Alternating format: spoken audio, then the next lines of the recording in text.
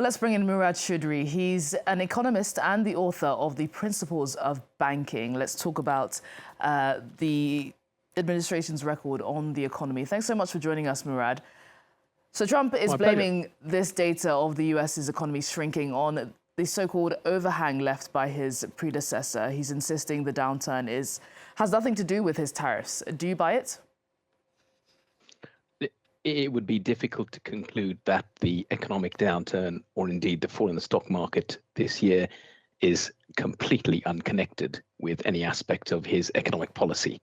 So yes, I wouldn't necessarily buy completely the story that either it's the tariff story or indeed the slight loss of confidence in the resilience of the US Treasury market that is unconnected with sell-off in the economy or indeed in stock markets. So it's not entirely credible an analysis for what we're observing in global markets, the global economies in the last few weeks. Well, equally worrisome news is new data showing that the dollar has also fallen by nearly 10% in President Trump's first 100 days. It's the steepest drop for a new administration in this century as recession fears rise, primarily due to tariff uncertainty. Investors are ditching the dollar, which is normally a safe haven asset. Is it fair to say that the dollar is now a risk asset because of the uncertainty of these tariffs? No, that would be drawing too strong a conclusion. What we're seeing is a reaction in markets, quite a logical reaction to whether it's the level of the dollar in FX markets or the yields on US Treasuries.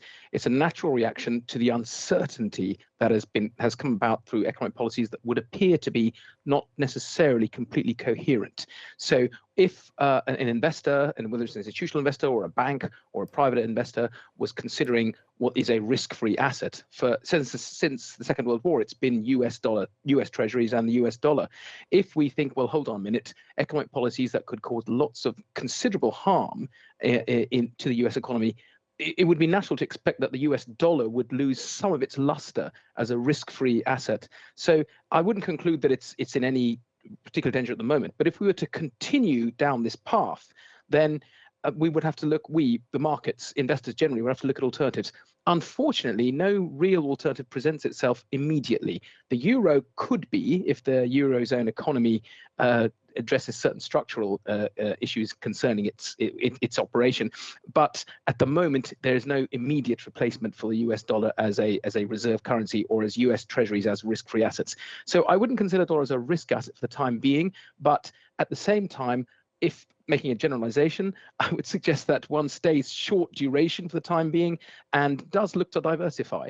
If I was a multi-currency investor, it would be illogical to not consider now holding more, for example, Eurozone or indeed other G7 currencies, Aussie dollar, New Zealand dollar, etc., and slightly reduce my US dollar holdings. At the same time, if I'm a bond investor, again, look to diversify. But there's no immediate alternative that presents itself. But we need to stay short duration and see what happens to the markets, because it could well be that one needs to look for alternative asset classes or indeed currency and alternative currency assets if this continues, if we carry on down the path that we've observed in the last couple of months. Well, let's talk about what we have seen in the last couple of months, specifically when it comes to those tariffs. Trump has blinked, I think it's fair to say, when it comes to these levies, putting that 90-day pause on some of the tariffs, also announcing several exemptions after all that combative rhetoric from Trump. How significant was that blink? What kind of message do you think it sends to the US's allies and its enemies? Yes, it was a blink. Absolutely, it goes to show that they don't hold all the cards, to use an expression that Mr. Trump is fond of.